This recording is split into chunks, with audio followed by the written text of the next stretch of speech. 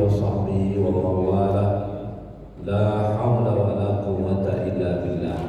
اللهم صل وسلم وبارك على سيدنا محمد وعلى آله وأصحابه وأمته إلى يوم القيامة.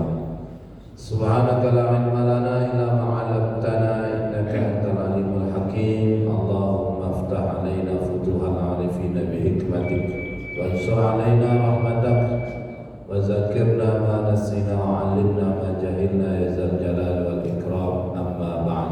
Bapak Ibu hadirin wal hadirat, saudara-saudaraku yang dimuliakan oleh Allah Subhanahu wa taala. Alhamdulillah rabbil alamin. Kita senantiasa selalu bersyukur kehadirat Allah ala kulli hal atas semua kondisi keadaan dan nikmat yang Allah telah titipkan kepada kita semua. Mudah-mudahan nikmat-nikmat yang Allah titipkan kepada kita selalu kita gunakan sebagai sarana untuk menggapai tujuan hidup di dunia, yakni meraih ridho Allah Subhanahu wa taala. Dan ridho Allah itu sungguh tidak akan kita raih kecuali selalu berada dalam ketaatan kepada Allah Subhanahu wa taala. Berselawat kita kepada Nabi sallallahu alaihi wasallam bilafzin Allahumma salli wa sallim wa barik ala sayyidina Muhammad wa ala ali sayyidina Muhammad. Assalamu alayka ya Rasulullah. Bapak Ibu yang berbahagia, seperti biasa pada pekan kedua di hari Kamis ini kita membahas seputar masalah fikih. Pada pertemuan sebelumnya kita sudah membahas syarat-syarat akad dalam menurut standar akuntansi keuangan syariah. Nah, pada pertemuan lalu kita sudah bahas ada dua syarat yang sudah kita bahas. Pertama, akad yang harus kita lakukan itu harus terjadi saling ridho. Saling ridho yakni saling suka sama suka. Tidak boleh ada unsur paksaan. Ya. Karena unsur paksaan itu mengantarkan akad atau transaksi tidak menjadi sah.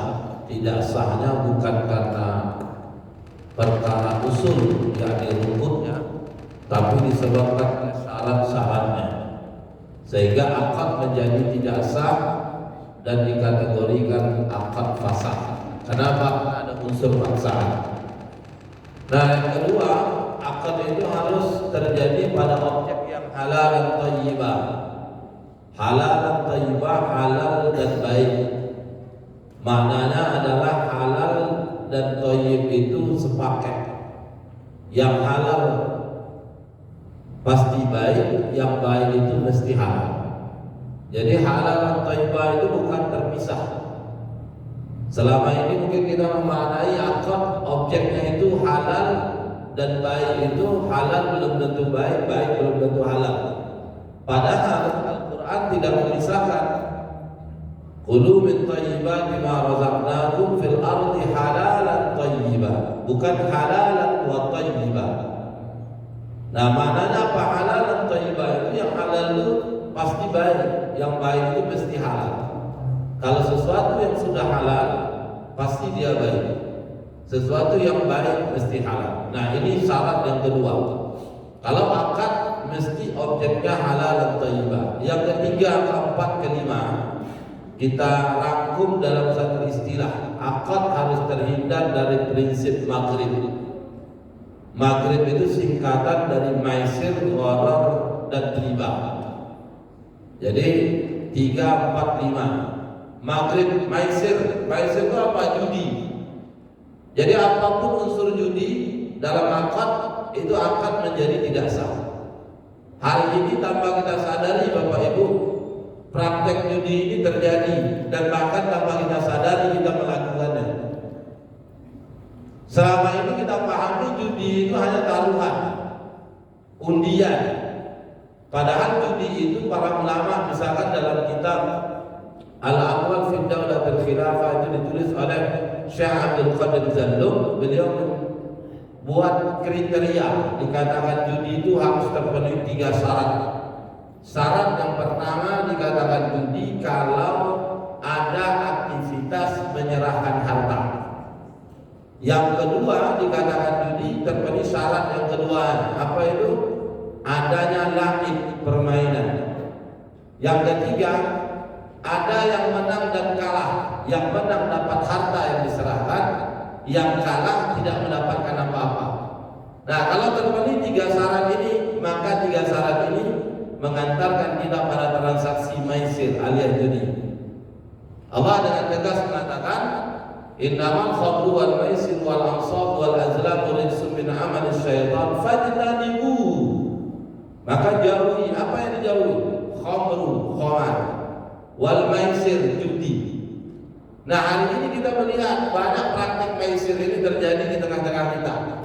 Misalkan belanja di swalayan pas momen tertentu, akhir tahun kah, 17-an kah, atau mau lebaran, saat puasa, belanja di atas 100, nanti struk belanja, ditulis nama atau dimasukkan dalam tempat atau dikumpulkan, belanja di atas 100 berhak mendapatkan mocok undian.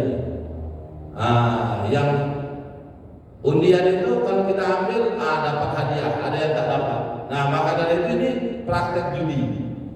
Kenapa? Memenuhi tiga syarat yang tadi. Bahkan yang hari ini mau 17-an ini banyak juga. Saya tengok di lingkungan saya juga ada. Main domino itu hukum asalnya mubah. Tapi ketika main domino misalkan ada tiga syarat di dalamnya, maka terpenuhi judi di dalamnya. Misalkan yang main ikut daftar bayar. Untuk apa uang pendaftaran? Nanti uang pendaftaran ini untuk hadiah. Nah, permainannya apa? Domino. Yang menang dapat hadiah, yang kalah tak dapat apa-apa. Nah, ini jadi judi. Termasuk bapak-bapak, saudara-saudara yang hobi futsal, taruhan main futsal. Siapa yang menang bebas uang lapangan, yang kalah nanggung biaya lapangan. Nah, terpenuhi tiga syarat nih.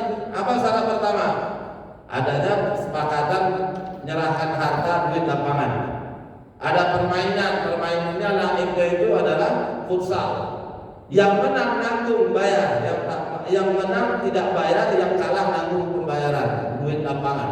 Maka ini terjadi judi. Bahkan Bapak Ibu saudaraku yang dimuliakan oleh Allah, musabaqah tilawatil Quran yang kita anggap aktivitas yang mulia umumnya, itu kalau tiga syarat ini terpenuhi maka dalam musabaqah terjadi judi. Ya, misalkan buat MTQ tilawah ataupun syarhil Quran bil dacil, ya, antar masjid musola sekecamatan, buat panitianya Masjid Nurul Iman misalkan. Nah, yang daftar, yang ikut daftar, bayar biaya pendaftaran. Nanti ada perlombaan. Nah, duit itu dijadikan hadiah. Maka terpenuhi tiga syarat tadi maisir. Maka aktivitas itu jadi judi. Ya, walaupun MTQ. Maka dari itu supaya aman gimana? Perlu ada, kalaupun dipungut uang, dikumpulkan ada bayar uang insentif untuk pendaftaran, ya, tapi uang itu tidak digunakan untuk perlombaan. Misalkan yang ikut tetap daftar bayar, tapi uangnya untuk apa?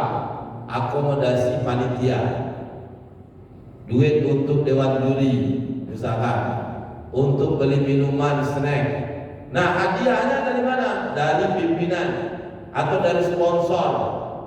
Meski ada uang insentif pendaftaran, maka itu tidak jadi judi. Termasuk di 17 bagi bapak-bapak saudara yang jadi panitia 17-an.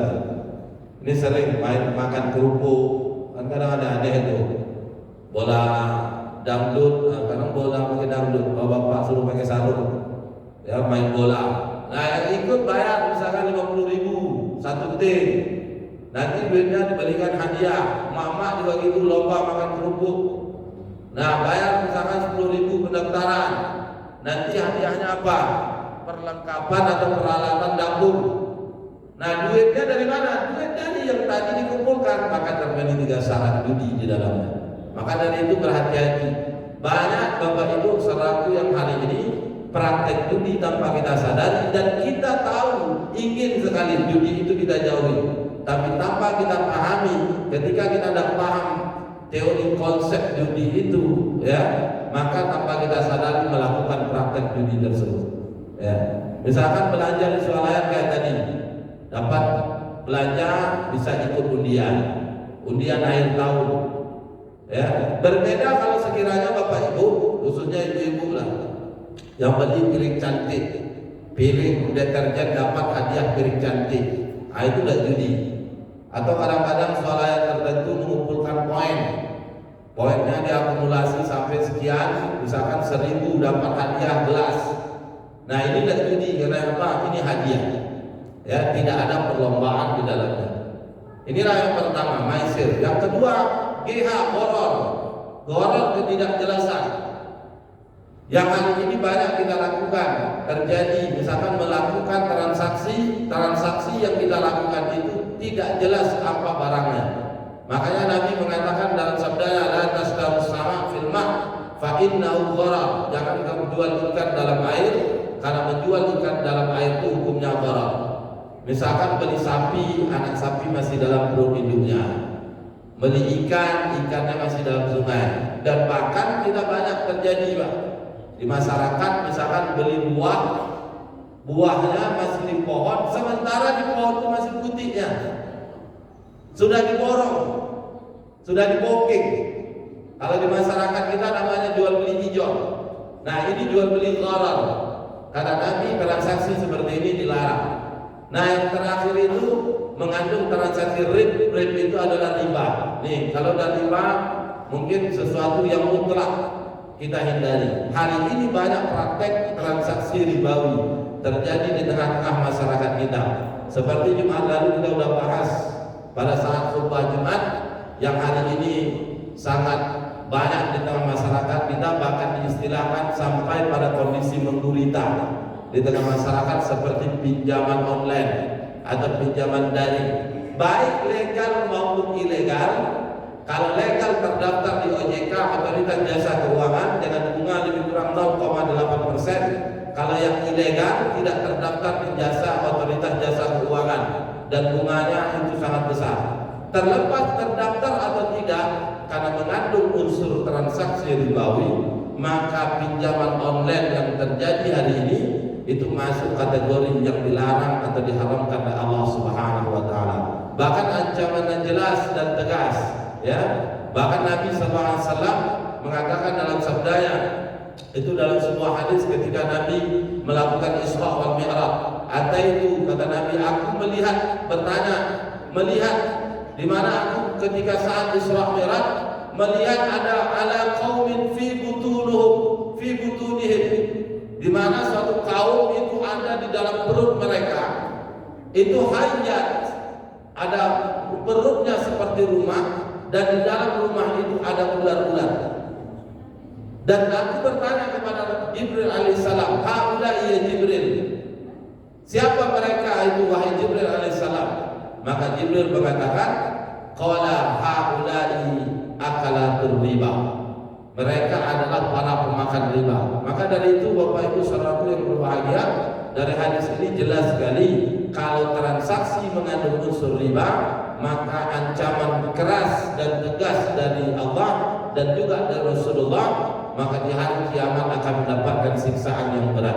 Oleh karena itu, apapun bentuk transaksi kita mesti terhindar dari prinsip maghrib, maisir, judi, gharar, dan riba. Ya, 1, 2, 3, 4, dan 5. Ini poin yang kelima, yakni 4, 3, 4, dan 5 harus terhindar dari prinsip maghrib. Mudah-mudahan Bapak Ibu yang dimuliakan Allah, dengan kajian singkat ini kita bisa memahami dan berhati-hati dalam melakukan transaksi.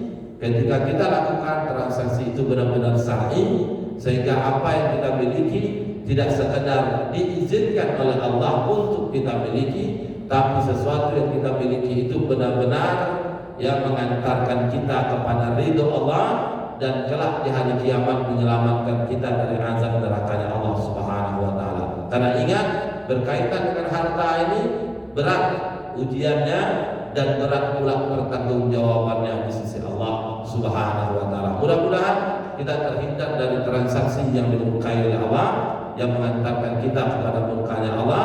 Dengan begitu mudah-mudahan kita selamat di dunia, dan harta yang kita miliki bisa menyelamatkan kita pula kelak di yaumil akhir. Amin ya rabbal alamin. Hadanallahu wa iyyakum ajma'in. Barakallahu li wa lakum. Terima kasih, semoga ada hikmah dan manfaatnya. Kita tutup majelis kita dengan baca doa tasbih kafaratul majlis dan hamdalah. Bismillahirrahmanirrahim. Subhanakallahumma bihamdika nasyhadu an la ilaha illa anta nastaghfiruka wa natubu ilaik. Walhamdulillah.